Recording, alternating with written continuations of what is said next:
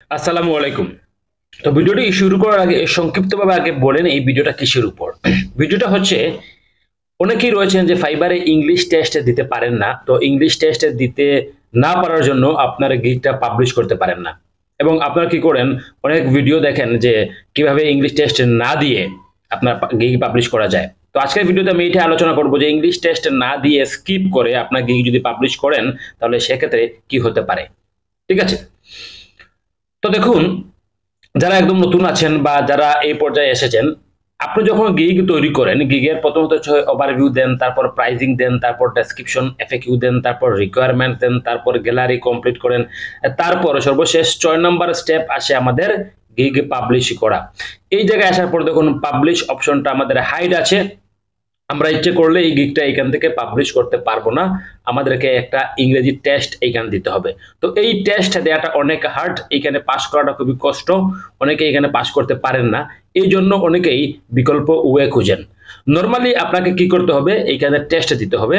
এখানে take care টেস্টে click করলে একটা টেক্সটের মানে এক্সামের একটা অপশন আসবে, এক্সাম দিবেন, পাস করবেন, তবেই আপনার এই গিগ যে পাবলিশ গিগ অপশন রয়েছে এটা আপনার আপনার সামনে আসবে, আপনি এখানে ক্লিক করে আপনার গিগ পাবলিশ করতে পারবেন।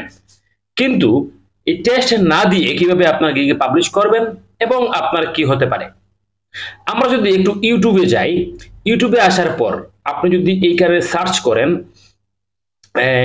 Gig publish without skill test Bangla tutorial, এই যে আমার এখানে লিখাই আছে, আমি একটু আগে সার্চ করেছিলাম, এই যে gig publish without skill test Bangla tutorial. এখানে দেখুন অনেকগুলো টিউটোরিয়াল এখানে আছে।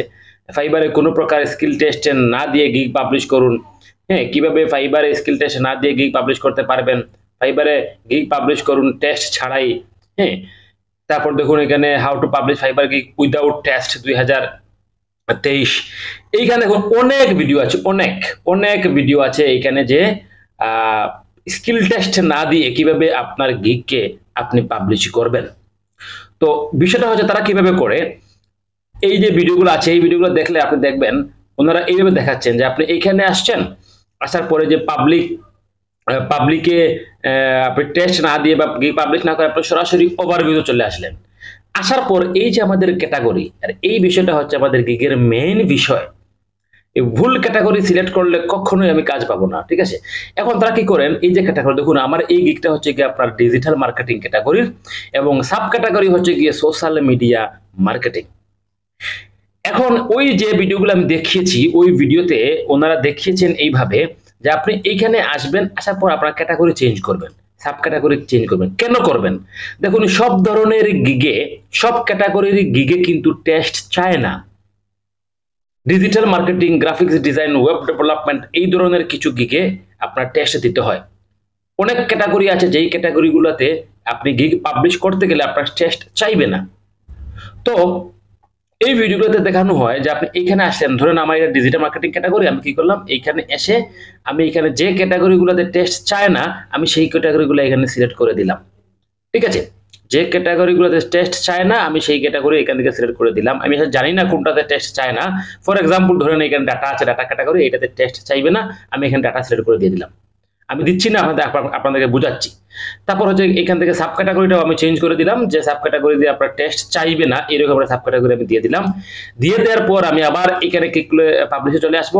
আসার পর দেখবো যে আমাদের টেস্ট এখানে চাচ্ছে না, গিগটা পাবলিশ আমরা করতে পারবো। তারপর কি করব, আমরা এখানে গিগটা পাবলিশ করে দিব, আমাদের গিগটা অবশ্যই পাবলিশ হয়ে যাবে, কোনো সমস্যা নেই, আমাদের গিগ পাবলিশ হয়ে যাবে। তারপরে হচ্ছে গিয়ে আমি আমার হোমে চলে যাব, যে প্রোফাইলে চলে যাব। প্রোফাইলে চলে গিয়ে যাওয়ার পর দেখুন এই গিগটা আমার অ্যাক্টিভে আছে, আসলে অ্যাক্টিভে নেই, আমি ফর এক্সাম্পল বলতেছি, ধরেন এই গিগটা আমার অ্যাক্টিভে আছে। এখন আমি এই গিগে এইখানে ক্লিক করে এই যে গিগের এডিট আছে আমি এডিটে যাব।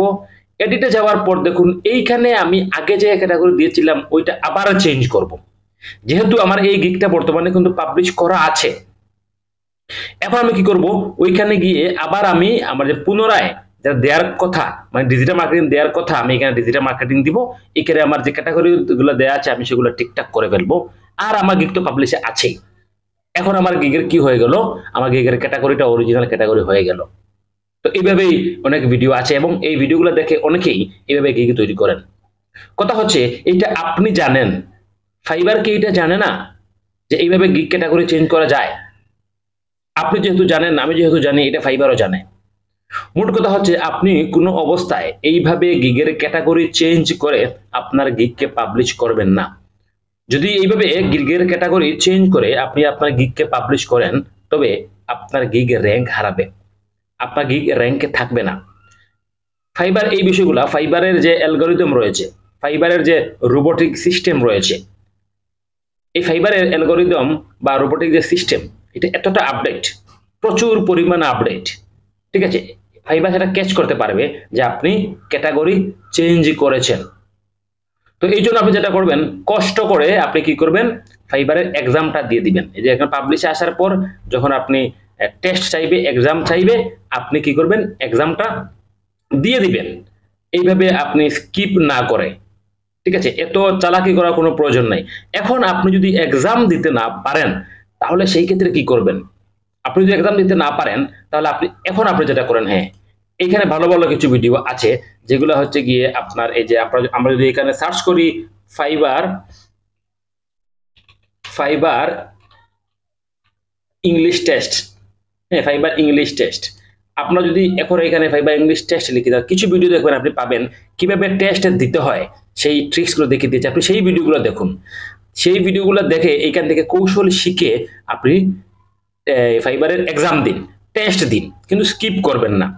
আপনি যদি এইটাও করতে না পারেন, এইখানে যে টিপসগুলো দেখানো হয়েছে, যে অনেকগুলো ভিডিও আছে, অনেক ভালো ভালো ভিডিও এখানে পাবেন আপনি সার্চ করলে, যে কিভাবে ফাইবারের এক্সাম দিতে হয়। যদি আপনি এটা দেখে এক্সাম না দিতে পারেন, সেই ক্ষেত্রে আরেকটা ওয়ে আছে, যেটা আমি একটা ভিডিওতে বলেছিলাম। সেই ওয়েটা হচ্ছে আপনি ফেসবুকে যাবেন, ফেসবুকে গিয়ে আপনি যে ফেসবুকে বিভিন্ন গ্রুপ আছে, এখানে আপনি সার্চ করবেন ফাইবার ইংলিশ টেস্ট লিখে, যেমন fibre English test, fibre English skill test, এইটা লিখে আপনি সার্চ করবেন।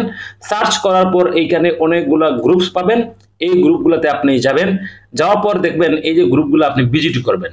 এই গ্রুপগুলো যদি আপনি ভিজিট করেন, এই যে এই গ্রুপগুলো যদি আপনি ভিজিট করেন, তা দেখবেন এই গ্রুপে অনেকেই আছে, আপনার ইংলিশ টেস্ট সে দিয়ে দিবে, মাত্র 150 থেকে 200 টাকা তারা নিয়ে থাকে, তারা এই টেস্টগুলো দিয়ে দিবে। আমি এখানে কাউকে সাজেস্ট করছি না যে আপনি কার মাধ্যমে করাবেন, কিন্তু আমি দেখেছি যে ওনারা আসলেই আপনার এই সার্ভিসটা দিয়ে থাকেন। এখানে এই গ্রুপগুলোতে অনেকেই আছে যে ভালো ভালো সার্ভিস দিয়ে থাকে, সত্যি সার্ভিস দিয়ে থাকে, এবং আপনার টেস্টটা উনি দিয়ে দিবে।